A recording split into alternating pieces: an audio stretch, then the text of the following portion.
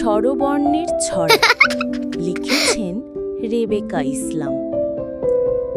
স্বরে অতে অজগর দেখো, স্বরে আতে আম হয় খাবো কই, রস্যইতে ইঁদুর ছানা ছোটে জোরে, দীর্ঘইতে ঈগল পাখি আকাশে ওড়ে, রস্যবুতে উট হয় কুঁচ পুরু, দীর্ঘ উতে উষা ভোর হলো শুরু, রিতে ঋতু হয় বাংলাদেশে ঘুরে ঘুরে আসে সে রঙিন বেশে, এতে এক্কা গাড়ি ঘোড়ার সাথে, ওইতে ঐরাবত মানে হাতি, ওতে ওল হয় মাটির